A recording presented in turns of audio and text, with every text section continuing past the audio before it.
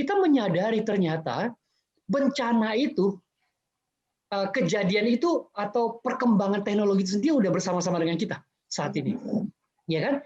Nah itu akan menjadi satu bencana yang besar kalau tidak bisa kita kelola dengan baik.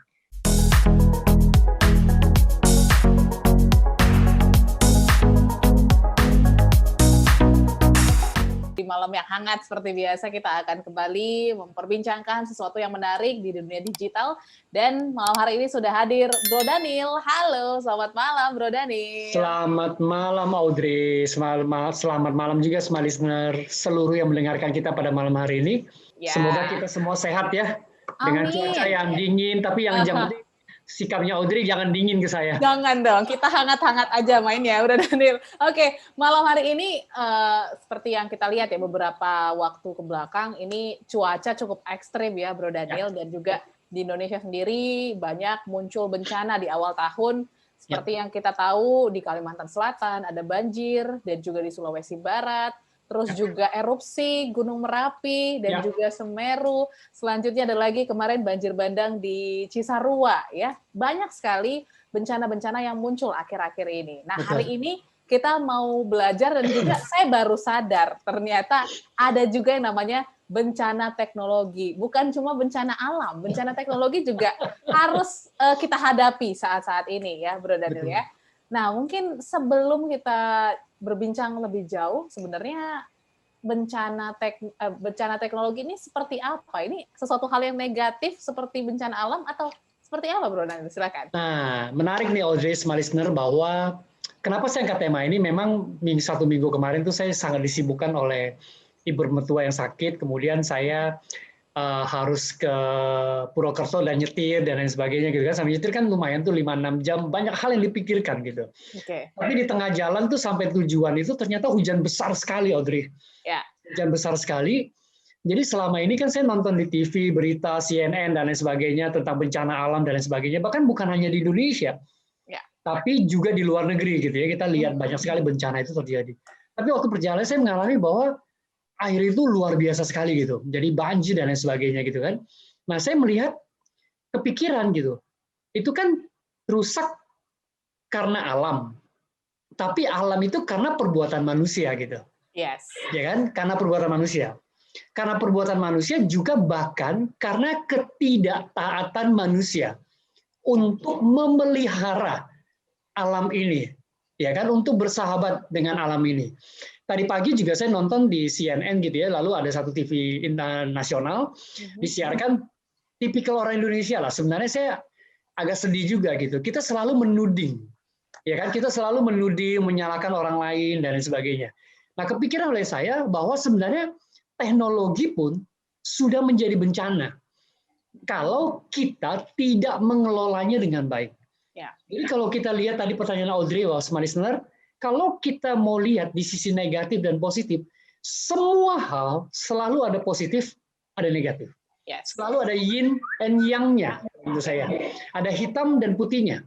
Nah, bagaimana kita menyaksikan itu, bagaimana kita mengikuti ataupun kita menjalankan itu tergantung kembali lagi ke manusia, seperti itu. Nah, saya berpikir keras bahwa kenapa saya angkat tema bencana teknologi? Ini relate dengan beberapa hal yang sudah kita lakukan. Minggu lalu kita bicara tentang lompatan-lompatan yang harus kita lakukan. Benar. Ya kan? Setiap lompatan itu pasti ada risikonya, seperti itu. Nah, kalau kita bicara teknologi, ternyata itu jauh lebih berbahaya. Kalau kita bicara bencana alam, Audrey, semua listener, itu ada periodenya. Oke, ada waktu. Kalau kita bicara tentang teknologi, perkembangan teknologi, Industrial Revolusi 4.0 yang akan menuju ke 5.0, kita bicara tentang teknologi seluler 5G yang nanti akan sampai ke kuantum 6G, kuantum dan sebagainya, tanpa kita sadari, itu terjadi sepanjang hari, sepanjang waktu ternyata, Audrey. Nah, pada malam hari ini sebenarnya saya ingin mengajak semua listener, Audrey termasuk saya, mengingatkan kembali, ataupun follower saya dan juga termasuk teman-teman yang ada di live Instagram, YouTube-nya kita, bahwa kita menyadari ternyata bencana itu, kejadian itu, atau perkembangan teknologi itu sendiri udah bersama-sama dengan kita saat ini. ya kan? Nah, itu akan menjadi satu bencana yang besar kalau tidak bisa kita kelola dengan baik. Bahkan sebelum kita kelola, kita tidak menyadarinya, itu akan lebih bahaya lagi. Nah, kalau kita relate dengan alam, itu kan banyak orang tidak menyadari, Audrey, Smalis Nurul. Ya kan? Begitu ada bencana baru ingat. Salah satu yang paling mudah, yang paling gampang, buang sampah sembarangan. Oke. Buang sampah sembarangan. Akhirnya jadi mampet, kemudian jadi meluaplah air dan lain sebagainya. Itu hal yang paling gampang. Lalu yang kedua apa? Penebangan hutan misalnya. Ya kan? Main tebang-tebang kemarin terjadi longsor misalnya di Bogor dan lain sebagainya seperti itu kan. Tapi waktu kita bangun, kita hanya menikmati. Tapi begitu udah longsor, udah bencana, istilah saya itu is too late gitu loh. Untuk menyelamatkan. Dan bahkan kita dengan kejadian kayak gitu, kita menyalahkan. Nah, demikian juga teknologi. Kenapa saya angkat tema ini juga, Audrey? Selain bahaya atau bencana itu sedang mengintai, dan mungkin udah kejadian di beberapa orang, mungkin beberapa orang lagi sedang menunggu waktu untuk terjadi, mungkin buat beberapa orang belum terjadi. Nah, malam hari ini saya ingin mengajak kita untuk aware bahwa, hey, bencana itu sudah mengintip. Tinggal kejadian atau enggak. Nah, menariknya apa? Nanti bagian sesi yang terakhir, sebenarnya apa yang membuat kita bisa menghindari bencana? Nah, kalau bencana alam, kita tidak bisa hindari. Ternyata bencana teknologi, kita bisa hindari loh. Oke. Seperti itu, Audrey.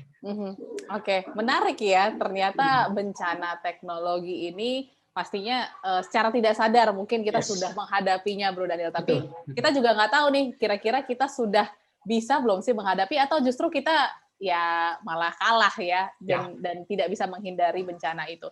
Tapi kan kalau misalnya kita bicara tentang bencana teknologi ini, kalau tadi Bro Daniel bilang ini masih universal gitu ya. Kalau kita ngomongin bencana alam, ada BMKG yang mungkin memberitahu jenis-jenis klasifikasi bencana alam itu sendiri. Kalau bencana teknologi sendiri, ada jenis-jenisnya nggak, Bro Daniel? Sebenarnya ada jenisnya. Nah, kita mau lihat kategori ataupun jenisnya dari mana? Dari pelaku-pelaku kejahatan, ya kan? Atau kita mau lihat jenis-jenis dari akibat yang ditimbulkan, seperti itu. Jadi kita lihat deh, kalau kita lihat contoh pelaku-pelaku kejahatan sekarang, ya kan, itu karena ketidakdewasaan kita menggunakan teknologi tersebut, sehingga itu memudahkan buat orang-orang yang memang mengerti, lalu mereka akan mengambil untung dari kondisi seperti ini. Jadi mereka bisa steal data atau mencuri data kita, seperti beberapa kejadian di perbankan dan lain sebagainya. Ya kan? Lalu kemudian ada penipuan-penipuan melalui SMS, telepon dan lain sebagainya. Ya kan? Lalu ada penipuan-penipuan menggunakan belanja online dan lain sebagainya. Itu bencana. Itu bencana. Itu kategori bencana. Kenapa? Karena menimbulkan kerugian buat yang punya. Karena teknologi. Karena ketidakdewasaan atau ketidakpahaman ketika kita menggunakan teknologi tersebut. Ya. Nah, tapi kalau kita lihat akibatnya, akibatnya penting nih. Saya mulai dari anak-anak. Anak-anak yang dibiarkan oleh orang tuanya menggunakan smartphone. Ya kan, akhirnya mereka secara hubungan mereka tidak dekat dengan orang tua mereka.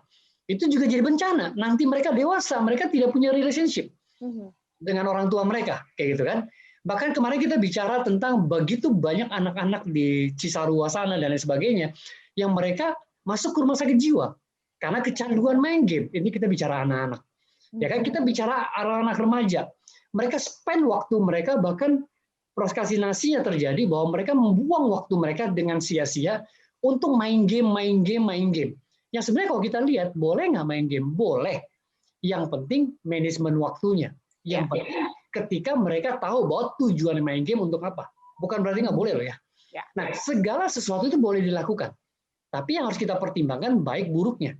Tapi kalau kita lalai tugas kita sebagai pelajar, lalai tugas kita sebagai anak di rumah, tugas kita di lingkungan, itu juga menjadi sebuah bencana. Nah, kalau kita bicara tentang orang tua dan anak ini penting banget, Audrey, terutama bagi ibu-ibu gitu ya. Ya, giveaway ya, ingat ya, masih giveaway. Jadi ibu yang memberikan smartphone ke anaknya supaya anaknya nggak dekat. Nah, kemarin menarik nih, ada salah satu sekolah yang saya jadi pembicara. Kita bicara tentang bagaimana menggunakan teknologi, utilisasi teknologi untuk proses ngajar-mengajar. Lalu ada seorang ibu mengatakan begini, saya waktu mendapatkan anak itu susah, seperti itu. Tapi ketika anak itu terlahir dan masih masih umur TK gitu ya, balita seperti itu, anak itu didekatkan dengan teknologi, seperti itu. Anak itu disia-siakan dengan teknologi. Artinya sekarang dia susah banget menangani anaknya, seperti itu. Ya kan, susah banget menangani anaknya. Kemudian dia juga merasa harus membuat ada jarak antara dia dan anaknya, seperti itu. Padahal waktu dia dapat itu susah loh. Seperti itu. Nah, itu kita lihat bagaimana orang tua. Kemudian ada orang tua yang sibuk sekali dengan smartphone-nya, connection-nya, mengabaikan pembicaraan-pembicaraan yang penting antara mereka dengan anak-anak mereka. Nah, demikian juga orang dewasa, kecanduan main game, kecanduan pornografi, kecanduan banyak hal, sehingga mereka melalaikan tugas-tugas mereka, tanggung jawab mereka. Itu pun kategori bencana, Audrey. Karena menimbulkan kerugian-kerugian buat kita ataupun orang lain, seperti itu. Nah, coba kita bayangkan, seandainya hari ini tidak ada teknologi, tidak ada smartphone, apa yang terjadi sebenarnya? Coba bayangkan, jika teknologi nggak ada, mungkin ya masih repot ya untuk bertemu jarak jauh seperti ini, atau apa yang lain, boleh Anda share juga di